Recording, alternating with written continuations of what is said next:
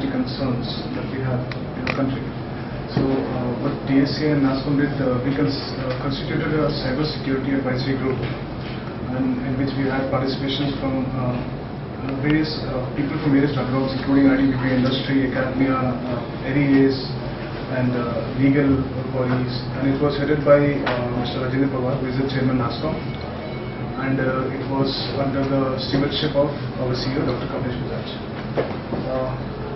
The group studied the various challenges that are being faced by our country as a whole, not as an IT industry standalone.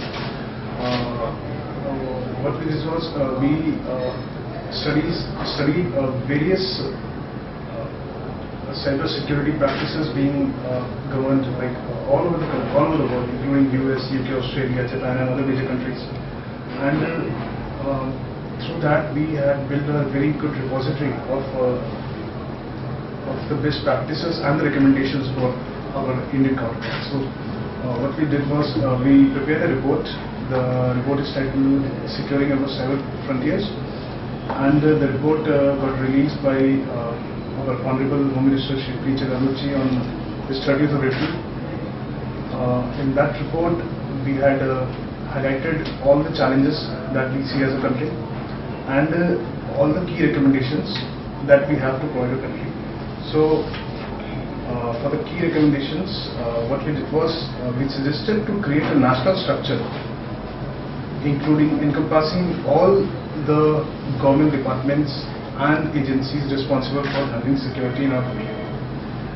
That would invite participation from public as well as private partnership. It's not only a public affair, because as you see, cyberspace is more or less, it's a very open platform, and major part of it is operated by private players.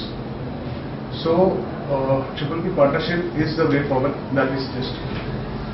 So aside from building a national structure in which we have clearly defined the roles and responsibilities of each and every agencies that would be part of it, we also have suggested of building a competency framework wherein we can have cyber security workforce to be trained and operated.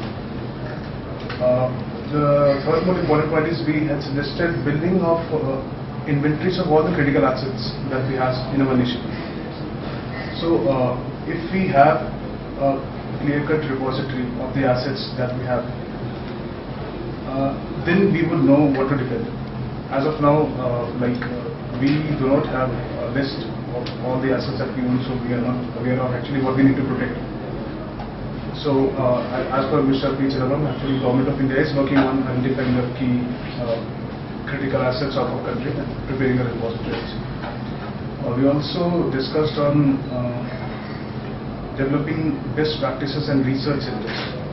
It's a center of excellence in this field for cybersecurity. We also recommended of creating a National Threat Intelligence Center that was to be operated by CERTIN.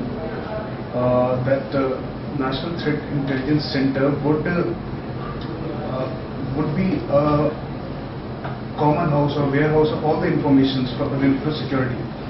It would be a common center that would collect all the information from all the agencies across the globe and even in the country, and then it will have a common distribution points so that everybody is benefited from the same. Then we had recommended the capacity building for LEAs that we are already doing, and with MHA we are launching a CCIP program, a cybercrime investigation program, that will have a cybercrime police station, cybercrime forensic investigation lab in every state and union territory of the country. We are also advocating lawful interception capabilities for all our government agencies and departments. That is a most important crucial factor that we need to keep in mind.